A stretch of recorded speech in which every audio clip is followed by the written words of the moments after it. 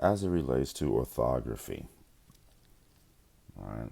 The system by which a language represents its sound inventory, right? So, orthography should not be the sole determinant in the language identification process.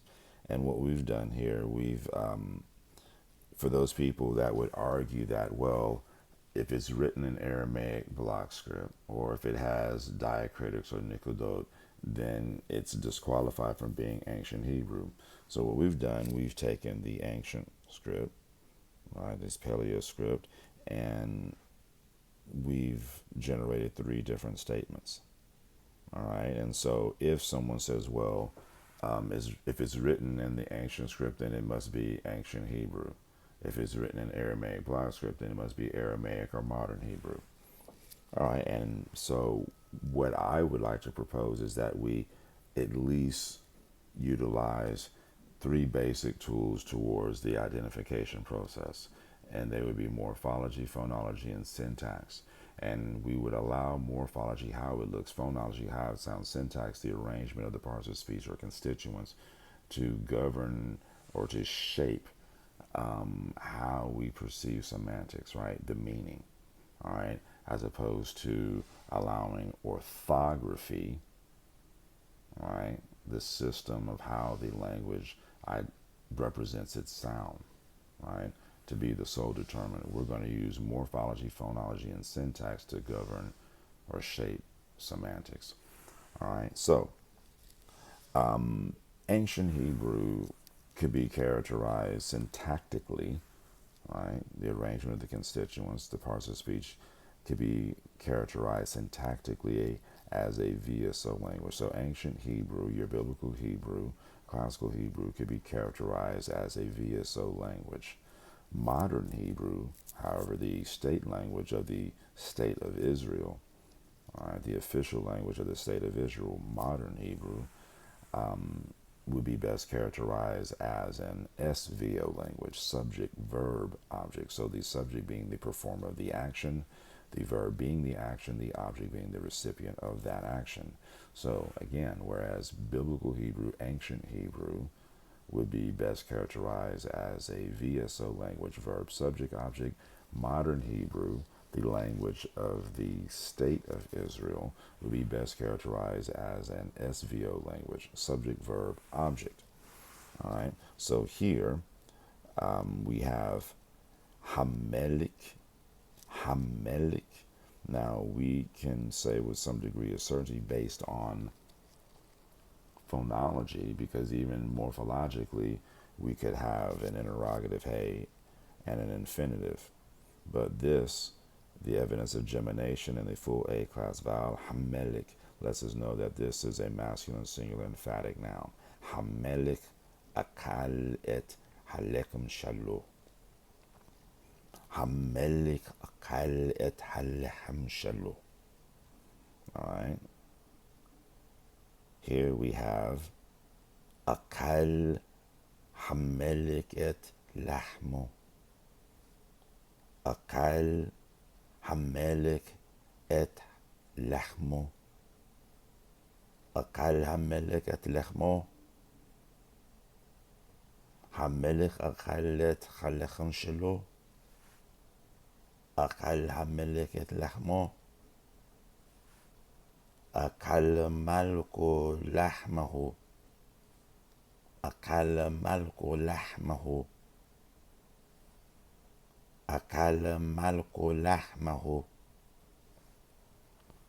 So, if we were to operate under the guidelines of a disproportionate number of the proponents of the Lashawana HaQadasha methodology, we would find ourselves inclined to say that all of these are ancient Hebrew, when in the case only one is actually ancient Hebrew.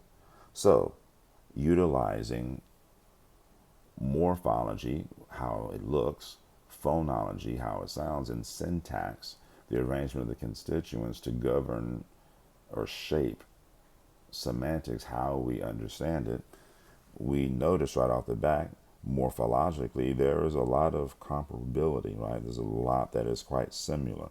So maybe we can utilize phonology. Are there any derivations, any difference in phonology, right? So hamelik, hamelich akal et halechem shelo.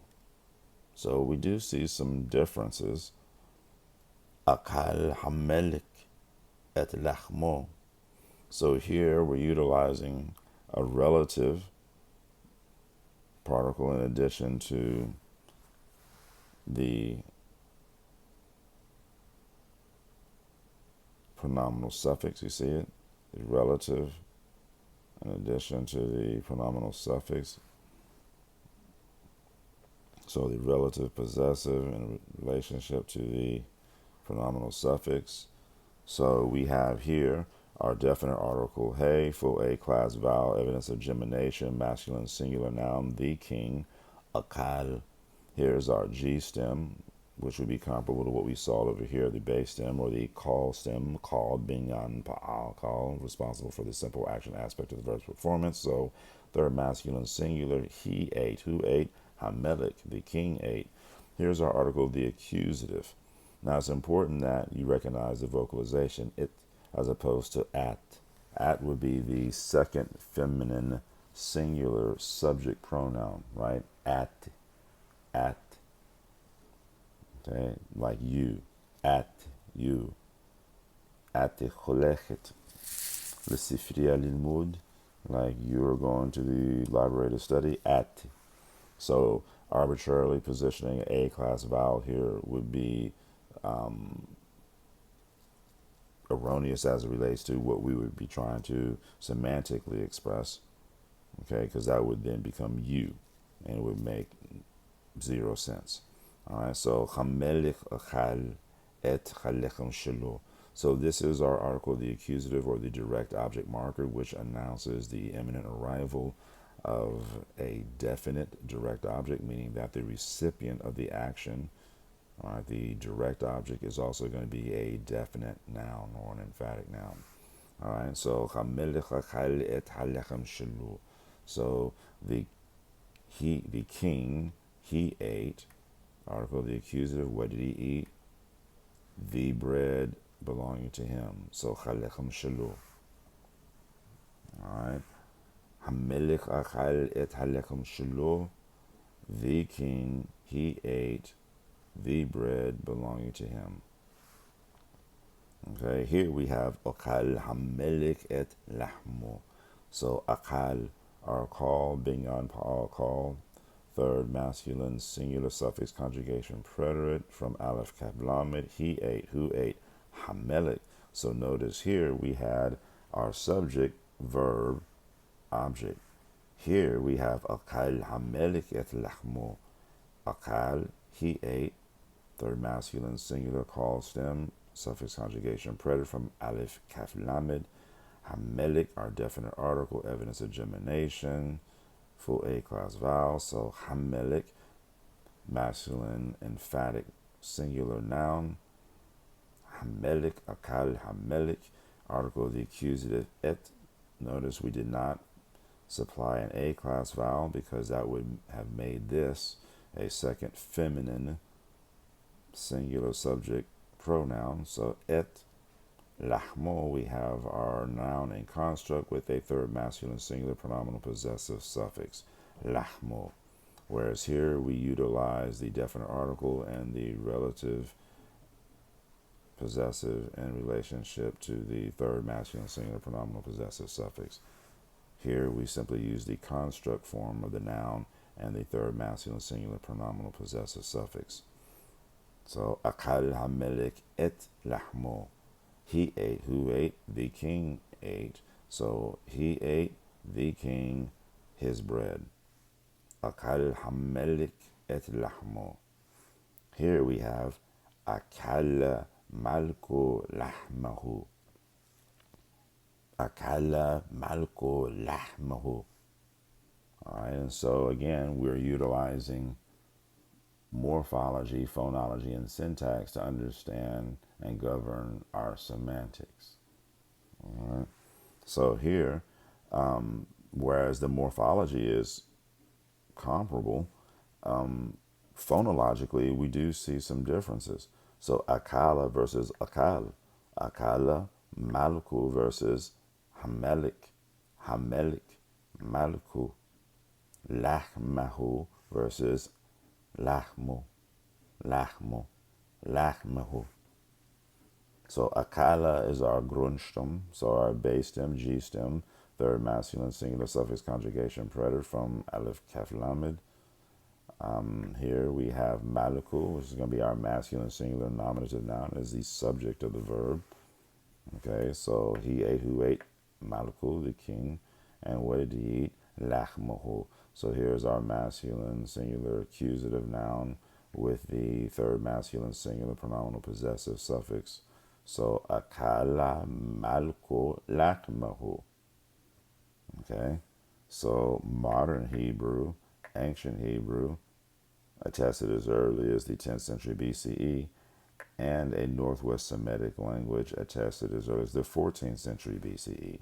So, Hamelech akal et halechem shelu. Hamelech akal et halechem shelu. Akal hamelech et lachmo. Akal malko lachmohu. SVO, VSO, VSO. Hamelik akal et Hamelik akal et halechem shelu. Akal hamelik et lachmo. Akal malko lachmahu. So now we can see how utilizing morphology, phonology, and syntax helps us to shape our comprehension of semantics. When the orthography is the same, right? When the representation of the sound is the same, when the morphology is comparable, we have to utilize the nuances offered by phonology and syntax, the arrangement. Hamelik akal et halechem shelu. Akal hamelik et lahmo. Akal malko lahmahu. Modern Hebrew, ancient Hebrew, attested as early as the 10th century BCE. Modern Hebrew, SVO, ancient Hebrew, attested as early as the 10th century BCE, VSO, an ancient Northwest Semitic language attested as early as the 14th century BCE, VSO. Hamelech akal et halechem shelo, akal hamelech et lachmo, akal malko lachmahu.